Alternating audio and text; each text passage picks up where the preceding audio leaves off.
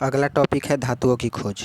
कह रहे हैं कि जब लोग एक स्थान पर अस्थायी रूप से बस गए और अन्न पैदा करने लगे तो उन्हें सर्वप्रथम पेड़ों तथा झाड़ियों को काटकर या जलाकर जमीन साफ करनी पड़ी। कह रहा है कि जब लोग एक स्थान पर अस्थायी रूप से बस गए अर्थात खाद्य संग्राहक का जीवन छोड़ के खाद्य उत्पादक का जीवन को अपना लिए तो उन्हें सर्वप्रथम पेड़ों मतलब रहने के लिए पेड़ों तथा झाड़ियों को काटकर या जलाकर ज़मीन को साफ करना पड़ा। इस काम में पहले के दो आविष्कार बड़े उपयोगी सिद्ध हुए। पहला, पत्थर की कुल्हाड़ियाँ पेड़ और झाड़ियों काटने के काम में आई और बाद में ठूंठ जला देने पर ज़मीन कृषि योग्य भूमि हो गई। ठीक है।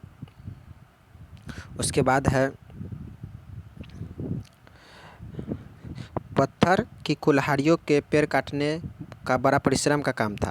कह रहा है कि पत्थर की कुल्हाड़ियों से पेड़ काटना बड़े परिश्रम का काम था, पर सौभाग्य से एक अन्य खोज ने पेड़ों को काटना आसान बना दिया। यह थी धातु की खोज। कह रहा है कि पहले जो पत्थर की कुल्हाड़ी द्वारा पेड़ काटा जाता था उसमें बहुत कठिनाइयाँ होती थी और परिश्रम अधिक लगता था, लेकिन सौभाग्य से एक धातु का खोज हो गया, मतलब धातु का खोज गया तो यह धातु की खोज ने इस कार्य को आसान बना दिया। कर आरंभ में तांबे की खोजी। सबसे पहले अगर पूछा जाए कि किस धातु की खोज हुई तो तांबे की खोज हुई। उसके बाद में तांबे के साथ दूसरी धातुएं मिलाई गई जैसे रांगा, जस्ता या सीसा। इन्हें मिलाने से जो मिश्र धातु बनी वह कांसा कहलाई। कह रहा है कि सबसे पहले किस धातु का खोज हुआ तो तांबा धातु का खोज हुआ। बाद में तांबा धातु के साथ रांगा और जस्ता मिलाकर मिश्र धातु बनाए गए, उस वह क्या कहलाया था? कांसा कहलाई।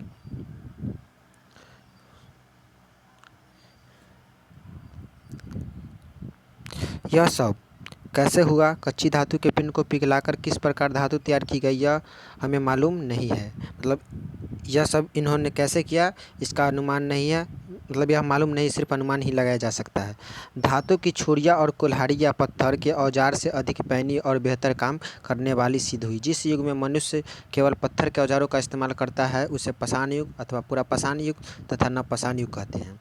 कह रहा है कि जिस युग में मनुष्यों ने पत्थर का उपयोग किया उसे पाषाण युग अथवा पूरा पाषाण युग तथा नवपाषाण युग कहते हैं, और जिस युग में मनुष्य ने छोटे छोटे पत्थरों के औजारों के साथ धातु के औजारों का इस्तेमाल शुरू कर दिया उसे ताम्र युग या कांस्य युग या ताम्रपाषाण युग कहते हैं। ठीक है।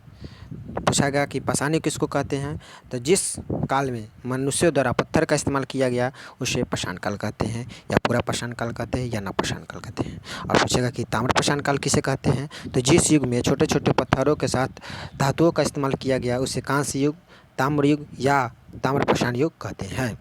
भारत के कई स्थानों से उस युग की तांबे या कांसे की कुल्हाड़ियाँ और छुरियाँ मिली है।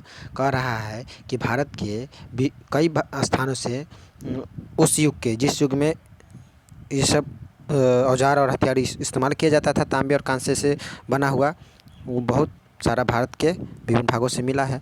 ऐसे कुछ स्थान है जैसे बरमगरी मैसूर के पास है और नवदा टोली नर्मदा तट के पास है। कह रहा है कि कांसे और तांबे से बना हुआ बहुत सारा औजार जो मिला है वो कहाँ से मिला है, तो कुछ स्थानों का नाम दिया गया जैसे ब्रह्मगिरी से मिला है और नवदा टोली से। ब्रह्मगिरी कहाँ है? मैसूर के निकट है, और नवदा टोली नर्मदा के तट पर है। उसके बाद दोस्तों आइए अगला टॉपिक है पहिया। अगला टॉपिक क्या है दोस्तों? पहिया। एक अत्यंत महत्व की खोज थी चाक या पहिया, पर कोई नहीं जानता कि पहिए की खोज किसने की। कह रहा है कि इस सब खोजों के बाद धातु के खोज हो गया, तो उसके बाद एक और महत्वपूर्ण खोज किया, पहिया की खोज। एक अत्यंत महत्वपूर्ण खोज था पहिया या चाक। ठीक है। तो कोई नहीं जानता है कि पहिए की खोज किसने की, कहाँ की और कब की, लेकिन इस खोज ने आदमी के जीवन में बड़ी तेज़ी से प्रगति हुई और पहिए या चाक चक्र की आवश्यकता आज भी है। फिर वह चाहे हाथ की घड़ी जैसी छोटी चीज़ें हो या रेलगाड़ी जैसी बड़ी चीज़ के लिए पहिए के आविष्कार ने जीवन को अनेक प्रकार से काफ़ी सुगम बना दिया, यानी कि आसान बना दिया। उदाहरण के लिए पहिए के प्रयोग के पहले लोग एक स्थान से दूसरे स्थान तक पहुंचने के लिए पैदल जाते थे या किसी पशु की पीठ पर बैठकर जाते थे, लेकिन अब ये ऐसी गाड़ी बना सकते थे जिससे कोई पशु खींचता था और जिसमें एक से अधिक आदमी बैठकर एक स्थान से दूसरे स्थान पर पहुंच सकते थे। पहिए ने भारी चीज़ों को एक स्थान से दूसरे स्थान तक ले जाने में सहायता दी। कह रहा है कि पहिया का जब खोज हो गया, तो पहिया के खोज होने से पहले लोग जो थे या तो कहीं जाते थे एक स्थान से दूसरा, तो पैदल जाते थे या किसी पशु की पीठ पर बैठकर। लेकिन अब वे जब पहिया का खोज हो गया तो एक ऐसी गाड़ी बना सकते थे जिसमें एक से अधिक लोग बैठकर एक स्थान से दूसरी स्थान आसानी से जा सकते थे। फिर जो पहले संभव नहीं था, उसके अलावा चाक के प्रयोग ने मिट्टी के बेहतर बर्तन बनाने में योगदान दिया। जब चाक का पहिया का आविष्कार हुआ तो उसी तरह का चाक होता है, तो चाक का भी आविष्कार हो गया, जिससे मिट्टी का मतलब सुंदर सुंदर बर्तन बनाने में पहिया जो का खोज था वो योगदान दिया। उसके बाद दोस्तों आइए अगला टॉपिक है प्रारंभिक गांव। ठीक है, तो मानव का जीवन स्थिर होने पर दूसरे कई परिवर्तन हुए। जब तक लोगों को एक स्थान से दूसरे स्थान पर भटकना पड़ा तक उन्हें पुरुष, स्त्रियों तथा बच्चों के बड़े समूहों में रहना पड़ा। कह रहा है कि प्रारंभिक गांव कैसे बना, तो मानव का जीवन स्थिर होने पर दूसरे कई परिवर्तन हुए। जब तक लोगों को एक स्थान से दूसरे स्थान पर भटकना पड़ा तब तक उन्हें पुरुष, स्त्रियों तथा बच्चों के समूहों में रहना पड़ा। समूह के भीतर एक दूसरे को सुरक्षा और सहायता मिलती थी। समूह बनाकर रहना स्वाभाविक बात है कि समूह में जंगली जानवरों से या अन्य किसी चीज़ों से उनको सुरक्षा प्राप्त होती थी, इसलिए वे समूह में रहा करते थे। जब लोग एक स्थान पर अस्थायी रूप से बसने लगे और अपने लिए अन्न पैदा करने लगे तो उनके बड़े समूह ही कायम रहे, परंतु काम के लिहाज से उनकी पारिवारिक इकाइयाँ बन गई। एक गाँव में कई परिवार बसते थे, इसके लिए एक दूसरे को सुरक्षा और सहायता मिलती। अब उन्होंने अपने लिए झोपड़ियाँ बनाई, जौ, चावल या गेहूँ उगाने लगे और बकरियाँ, भेड़, ढोर तथा दूसरे पशु पालने लगे। कह रहा है कि जब लोग एक स्थान पर अस्थायी रूप से बसने लगे तो क्या क्या पालने लगे, झोपड़ियाँ बनाने लगे अपने लिए रहने के लिए, खाने के लिए चावल या गेहूँ उगाने लगे और पशु के रूप में बकरी, भेड़, ढोर तथा दूसरे पशुओं को पालने लगे।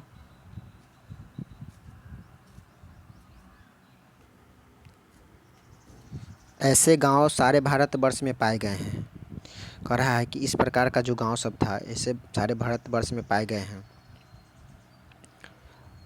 पर नदियों की घाटियों में और समतल मैदानों में जहां ज़मीन अधिक उपजाऊ होती थी और फसल उगाना आसान था, उनकी तादाद अधिक थी। स्वाभाविक बात है कि जहां पर फसल अच्छा उगाने की अच्छी मिट्टी मिलेगी, जहाँ की भूमि समतल होगी, जहाँ ज़मीन अधिक उपजाऊ होगी, वहाँ तो मिलना स्वाभाविक है।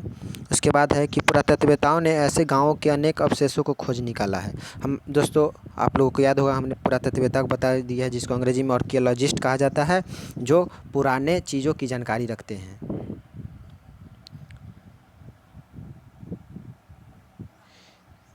इन स्थलों को देखकर हम बता सकते हैं कि उस समय के लोग किस तरह का जीवन बिताते थे। कह रहा है कि उस समय स्थलों को अगर हम देखेंगे तो हम अनुमान या इमेजिन कर सकते हैं कि उस समय के लोग किस प्रकार जीवन बिताते थे, या उनका रहन सहन कैसा था, या किस प्रकार का पशु पालते थे, इस सब के बारे में पता लगा जा सकता है। गांव छोटे होते थे और झोपड़ियाँ एक दूसरे से सटी रहती थी। एक दूसरे के नज़दीक रहने से जंगली जानवरों से गाँव की रक्षा करने में आसानी होती थी। झोपड़ियाँ सटी हुई रहती थी और एक दूसरे के नज़दीक रहने से जंगली जानवरों से गांव की रक्षा करने में आसानी होती थी, इसलिए लोग काफ़ी निकट झोपड़ियाँ बनाया करते थे। झोपड़ियों के क्षेत्र को संभवतः मिट्टी की दीवार या कांटेदार झाड़ी की बाड़ से घेर दिया जाता था। बाड़ कहने का मतलब है आजकल जो दीवार से घिरा जाता है ना, उस समय झाड़ियों से या मिट्टी के दीवार से घेरा करते थे। ये अनुमान लगाया गया है, कंफर्म नहीं है। उसके बाद खेत इस घेरे के बाहर होते थे। आमतौर पर गांव खेती की अपेक्षा कुछ अधिक ऊंची भूमि पर बसा होता था। झोपड़ियाँ घास फूस के छप्परों से ढकी रहती थी। अभी जो हम लोग छत का इस्तेमाल करते हैं, उस समय छत किस चीज़ से बनाते थे, घास फूस के छप्परों से ढकी जाती थी उनकी, जो मतलब अभी के तुलना में कहा जाए तो। और आमतौर पर एक कमरे की होती थी। घर जो होता था, घर झोपड़ी बनाते थे, वो एक एक कमरे की होती थी। बल्लियों की ठठरी बनाकर उस पर टहनियाँ और फूस बिछाई जाती थी। झोपड़ी में आग जलाकर उस पर खाना पकाया जाता था। रात के समय उसी आग के चारों ओर परिवार के लोग सोते थे। ठीक है, उसके बाद दोस्तों आ जाइए, अब भोजन कच्चा नहीं पकाकर खाया जाता था। मांस को आग पर भुना जाता था और दो पत्थरों के बीच अनाज पीसा जाता था। देखिए अब ये लोग अनाज भी पीसना शुरू कर दिए थे। आग का आविष्कार हो चुका था, जिससे वो जितना भी भोजन था उसको पकाकर खाते थे और अनाजों को दो पत्थरों के बीच पीसा भी करते थे और आटे की रोटी बनाई जाती थी। अतिरिक्त अनाज बड़े बड़े घरों में मर्तबानों में रखा है। मर्तबान मतलब होता है मिट्टी का बर्तन, ये नोट कर लीजिएगा दोस्तों। खाना पकाने के लिए मिट्टी बर्तनों की ज़रूरत पड़ती थी। आरंभ में मिट्टी के बर्तन बनते थे, बाद में धातु के भी बने। देखिए, जब धातु का खोज नहीं हुआ था उस समय मिट्टी के बर्तन में ही खाना बनाया करते थे, लेकिन जब धातु का खोज हो गया तो बर्तन मिट्टी के तो था ही, साथ ही साथ धातु के भी बनने लगे। कह रहा है कि शुरू में मिट्टी के बर्तन स्त्रियां बनाती थी। वे अपने हाथों से मिट्टी को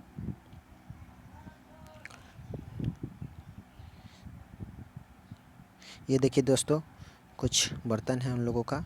ये देखिए सब औजार है, फसल काटने की ये है, ये छिद्र करने वाला है, कुल्हाड़ी है, ये देखिए अनाज पीसने वाला है, सिलबट्टा कहिए एक तरह से, और ये मर्तबान मिट्टी का बर्तन है। उसके बाद दोस्तों आ जाइए, देखिए दोस्तों यहाँ लिखा गया है खाद्य उत्पादक की अवस्था में मानव द्वारा प्रयुक्त औजार और वस्तुएं।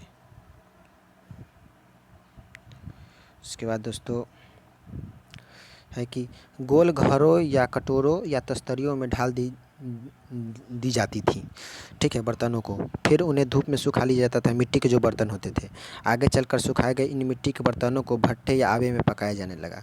जिस प्रकार आज हम लोग ईंटा को चिमनी में पकाते हैं, उसी प्रकार आप लोगों ने कुम्हार को देखा होगा कि वो मिट्टी के बर्तन को किस प्रकार पकाते हैं। उसके बाद है तब ये बर्तन इतने सख्त और मजबूत हो जाते थे कि पानी में डालने पर भी नहीं गलते थे। जब आग में बर्तन को पकाया जाने लगा तो बर्तन काफ़ी मजबूत होने लगा, जिससे बर्तन पानी में ख़राब नहीं हो पाता था। और आगे चलकर चाक का इस्तेमाल होने लगा तो चाक पर अधिक तेज़ी से बर्तन बनने लगे। ये बर्तन उसी प्रकार बनाते थे जैसे आजकल गाँवों में बनाए जाते हैं।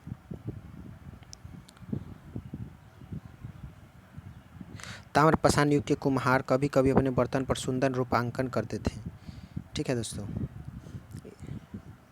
इसके बाद अगला टॉपिक है वस्त्र और आभूषण। वस्त्र और आभूषण। ताम्रपाषाण युग के लोग आभूषण और सजावट के शौकीन थे। कह रहा है कि ताम्रपाषाण युग के जो लोग सब थे ना, वो आभूषण और सजावट के शौकीन थे। अब उनको जंगली जानवरों और ख़राब मौसम के खिलाफ कठोर संघर्ष नहीं करना पड़ता, इसलिए आभूषण बनाने के लिए उनके पास समय था। यानी कि खाली समय में वे क्या किया करते थे? आभूषण, बर्तन ये सब बनाया करते थे। स्त्रियां सीपियों तथा हड्डियों के आभूषण पहनती थी। बालों में सुंदर कंघियाँ लगाए रखती थी। स्त्रियों को भी समझिए कि सजने संवरने का शौक़ था। अब कपड़े केवल पशुओं की खाल, पैरों की छाल और पत्तों के नहीं होते थे। उन्होंने कपास के पौधे की रुई से सूत काटने और कपड़ा बुनने की विधि की खोज कर ली थी। मतलब उनका जीवन थोड़ा सा बदल चुका था। पहले जानवरों के खाल या पैरों की छाल पहना करते थे, लेकिन कपास का जब खोज हो गया तो कपास के पौधे की रुई से सूत काटते थे और कपड़ा बुनने की विधि से कपड़ा तैयार करते थे। अवकाश का समय यानी छुट्टी का जो समय बचता था उसमें खेल और मनोरंजन में व्यतीत होता था। बचा खुचा समय जो होता था इन कामों के अलावा, तो वो क्या करते थे? खेल और मनोरंजन करते थे। अब आता है अगला टॉपिक दोस्तों, समाज। मतलब समाज कैसा था? जब लोग खाना बदोश का जीवन छोड़कर गाँवों में रहने लगे तब ये मनमानी नहीं कर सकते थे। उनके लिए आचरण के नियम बनाना आवश्यक हो गया। दूसरे परिवारों और दूसरे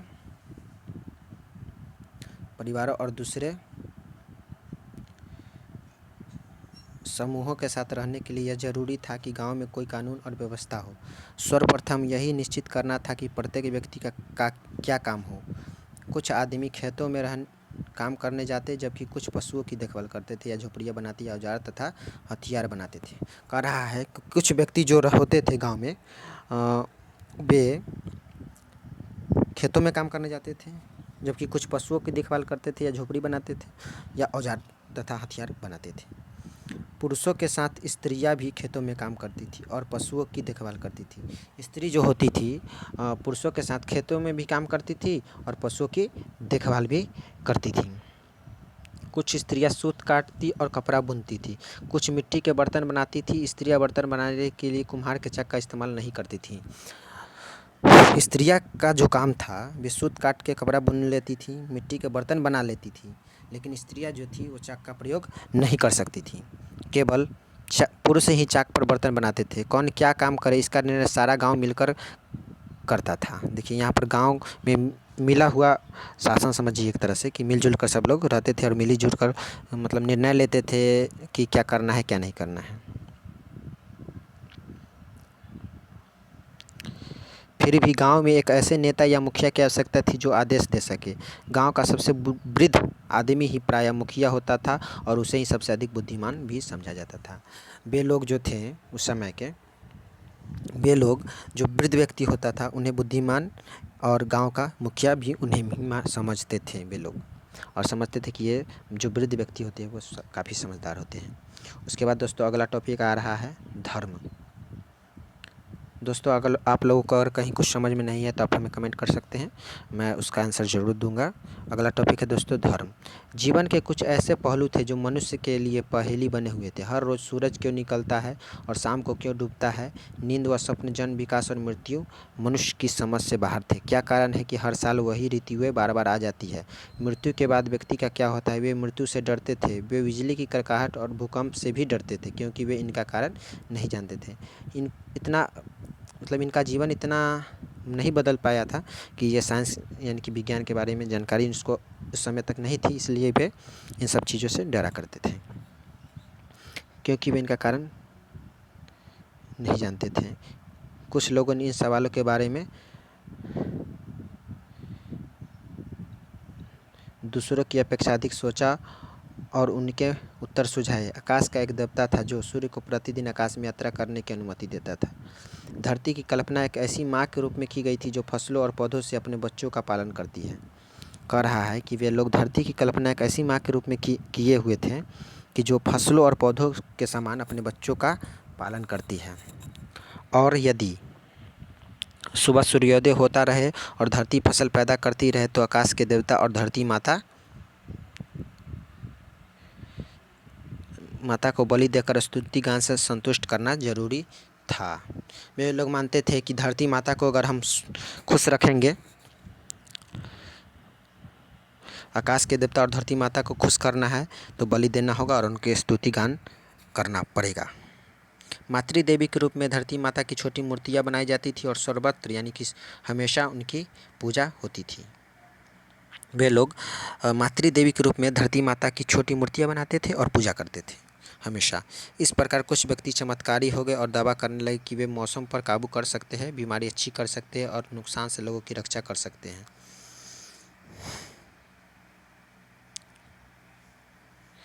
बाद में पुरोहितों का एक ऐसा वर्ग तैयार हुआ जो समूचे समाज की ओर से यज्ञ करता था और मंत्रों का गान करता था। यानी कि अब पुरोहित का एक वर्ग तैयार हो गया है। मृत्यु एक ऐसे अन्य लोग की यात्रा समझी जाती थी जहाँ से कोई कभी वापस नहीं लौटता। इनका मानना भी सही था, अभी भी यही है। कोई भी व्यक्ति अभी मर जाता है तो दोबारा लौट कर थोड़ी आता है। इसलिए जब किसी पुरुष या स्त्री की मृत्यु हो जाती तो कब्र या समाधि बनाकर उसे ज़मीन में गाड़ दिया जाता था। कह रहा है कि मृत्यु को ऐसे लोग की यात्रा समझा जाता था कि जहाँ से कोई वापस लौटकर नहीं आता है, और इसीलिए जब किसी पुरुष या स्त्री की मृत्यु हो जाती थी तो उसे कब्र या समाधि बनाकर उनको ज़मीन में गाड़ दिया जाता था। लेकिन जब कोई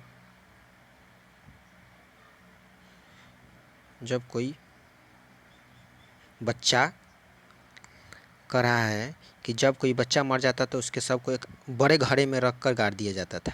कभी कभी समाधि स्थल को बड़ी बड़ी प्रस्तर शिलाओं से भी घेर दिया जाता था। शिलाओं कहने का मतलब है प्रस्तर शिला, यानी कि पत्थरों के घेरा बनाकर घेर दिया जाता था। और सब के साथ देखिए, सब के साथ बर्तन, मनके तथा अन्य ऐसी चीज़ें भी समाधि में रख दी जाती थी जिसे ग्रामवासी मरे हुए मनुष्यों के लिए उनकी यात्रा में जरूरी समझते थे। क्योंकि मृत्यु को तो एक ऐसे लोग की यात्रा समझते थे जहाँ से कोई वापस लौट कर आता नहीं था। तो वे जब गांव के जब पुरुष या स्त्री मर जाता था तो उसके शव को ज़मीन में गाड़ दिया जाता था। लेकिन अगर कोई बच्चा मरता था तो उसको बड़े से घड़े में रख कर और गाड़ दिया जाता था। कभी कभी समाधि स्थल को बड़ी बड़ी शिलाओं से यानी कि पत्थरों से घेर दिया जाता था। सब के साथ, यानी सब लोग कहने का मतलब लाश के साथ बर्तन, मनके तथा अन्य ऐसी चीज़ भी समाधि में रख दी जाती थी। मतलब उससे रिलेटेड कुछ चीज़ जो मरा हुआ व्यक्ति है उसको यात्रा में ज़रूरत पड़ सकता है।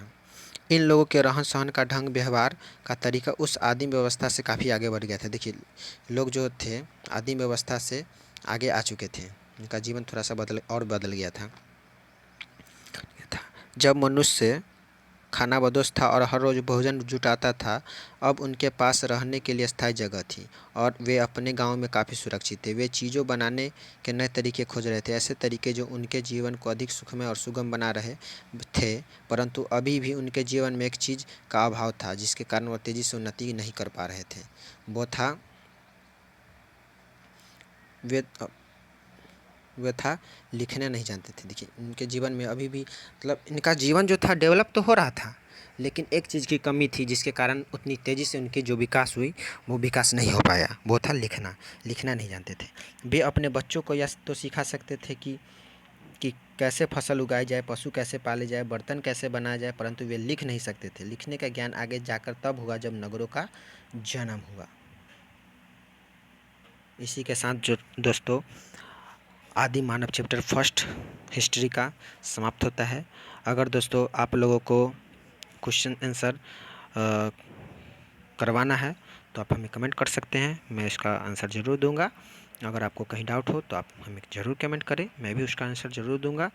दोस्तों मैं इसका जो नोट्स होगा वो हाथ से लिखे हुए नोट्स होगा, उसको मैं इसी में आगे बताऊंगा। और ज़रूर हमें आप कमेंट करिए, और वीडियो को अच्छा लगे तो लाइक ज़रूर करें और दोस्तों को शेयर करें, और वीडियो अच्छा ना लगे तो डिसलाइक करें और बताएं हमें कि हमारे वीडियो में कहाँ कमी है, तो मैं इसको ज़रूर पूरा करूँगा। थैंक यू दोस्तों हमारा वीडियो देखने के लिए। और दोस्तों एक बात और बोलना चाहूँगा दोस्तों, कि मैं सिक्स्थ हिस्ट्री का चैप्टर शुरू किया हूँ। उसके बाद 7th पढ़ाऊँगा, 8th पढ़ाऊँगा, 9th 10th 11th 12th तक का हिस्ट्री ख़त्म करूँगा। उसके बाद पॉलिटिकल साइंस शुरू करूँगा, जो कि ओल्ड NCERT ही होगा दोस्तों। चलिए दोस्तों, धन्यवाद। इसी के साथ इतना ही।